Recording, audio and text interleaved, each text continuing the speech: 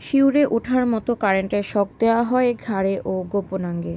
শেখ হাসিনার সরকারের পতনের পর গুম খুনসহ নানা নির্যাতনের ঘটনা মানুষের সামনে আসছে। এসব শুনে দেশের মানুষ শিউরে উঠেছেন, অনেকের চোখে পানি ধরে রাখতে পারছেন না।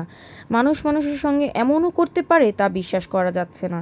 এসব মানুষের মধ্যে হাটহাজারী মাদ্রাসা এলাকায় বেশ পরিচিত মুখ মাওলানা আমিনুল ইসলাম।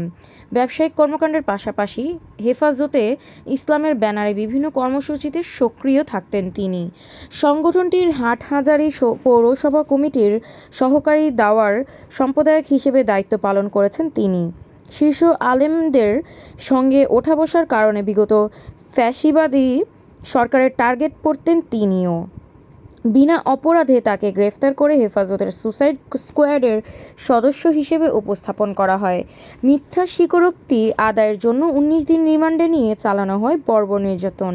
চট্টগ্রামের তৎকালীন এসপি রশিদুল ও ডিবির ইন্সপেক্টর কেশব চক্রবর্তীর নেতৃত্বে তাকে উল্টো করে ঝুলিয়ে রাখা, নখ উপড়ে ফেলা এবং কারেন্টের শকও দেওয়া হয়।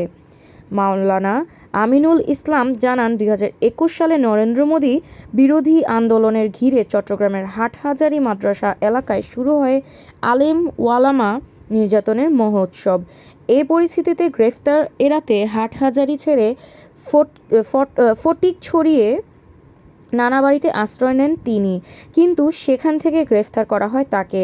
২৫ মার্চ মধ্যরাতে ফটিকছড়িয়ে লেলাংয়ের রাংপুর গ্রামের সেই বাড়িতে হানা দেয় র্যাব, ডিবি ও সোয়াট টিমের ২৭টি গাড়ি। ওই বাড়িতে ঢুকেই নারী-পুরুষ সবাইকে জিম্মি ও হেনস্থ করে গ্রেফতার করা হয় আমিনুলকে। একই সঙ্গে ৩ দিন আগে বিবাহিত তার এক মামাতো ভাইকেও নিয়ে যায় তারা। বাড়িতে অস্ত্রগুলির সন্ধানও জানতে চান তারা। হেলমেট পরিয়ে ও পেছনে হ্যান্ডকাফ লাগিয়ে হেফাজতের সুসাইড স্কোয়াড এর সদস্য আখ্যা দিয়ে কড়া নিরাপত্তায় অনেক পথ ঘুরিয়ে আমিনুলকে নেওয়া হয় চট্টগ্রাম এসপি কার্যালয়ে। সেখানে এসপি এস এম রশিদুল হক তাকে প্রশ্ন অনুযায়ী জবাব দিতে বলেন। সেখানে ছেড়ে দেওয়ারও আশ্বাস দেওয়া হয় তাকে। বলা হয়, তুমি বাবুনগরীর নির্দেশে পুলিশকে মেরেছ, ভূমি অফিসে আগুন দিয়েছ, এসব স্বীকার করো। এসবে জড়িত নয় জানালে তাকে কিছুক্ষণ পর নেওয়া হয় পাঁচলাইশ থানায়। সেখানেও একই বিষয়ে প্রশ্ন করা হয়।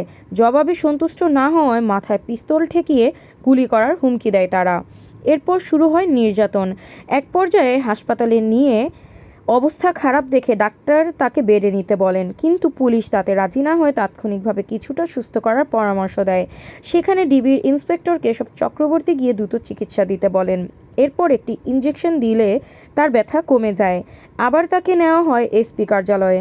সেখানে দুপুর ১২টায় ৩ জন এসে কিছু জিজ্ঞাসাবাদ করেন এবং এরপর তাকে নেওয়া হয় কোর্টে। পরে একবার পাঁচলাইশ থানায়, আরেকবার এসপি কার্যালয়ে, সর্বশেষে পাঁচলাইশ থানায় নিয়ে তাকে বিস্ফোরক মামলায় জড়িয়ে ফের কোর্টের মাধ্যমে কারাগারে পাঠানো হয়। এসপি কার্যালয়ে অবস্থিত ডিবির সেই টর্চার রুমে আবার তাকে নিয়ে পেটানো শুরু হয়। এ সময় কোনো ঘুমের সুযোগ ছিল না, বাথরুম করতে হতো তাদের ইচ্ছামতো। এক পর্যায়ে তার কোমরে একটা ইনজেকশন দেওয়া হয়। এভাবে রিমান্ডে ৪ দিন নির্যাতন চালিয়েও কোনো স্বীকারোক্তি না পেয়ে প্লায়ার্স থেরাপি দেওয়ার সিদ্ধান্ত নেয় তারা। আরেকজনের পরামর্শে প্লায়ার্স থেরাপির আগে কারেন্টের শক দেওয়া হয় ঘাড়ে ও গোপনাঙ্গে। এরপরও কোনো স্বীকারোক্তি দেননি তিনি।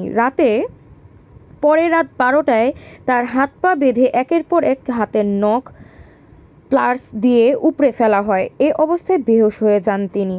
হুঁশ ফিরলে দেখেন তার গায়ে ঘাম আর রক্ত নিচে পড়ে ভিজে যাচ্ছে, তবে ব্যথানাশক কিছু দেওয়ায় ব্যথা লাগছিল না। দীর্ঘ ৮ মাস পর জাতিসংঘের একটি পরিদর্শন টিম এসে তার এই নির্যাতনের অবস্থা দেখে তাকে কারা মেডিকেলে রাখার পরামর্শ দেয়। সেখানে ৫-৬ দিন নামমাত্র চিকিৎসা শেষে আবার কনডেম সেলে ঢোকানো হয়। সেখানেই ২৩ মাস কাটে তার। এক পর্যায়ে সব মামলায় জামিন নিয়ে মুক্তি পান তিনি। বর্তমানে সুস্থভাবে চলাফেরা করতে পারেন না।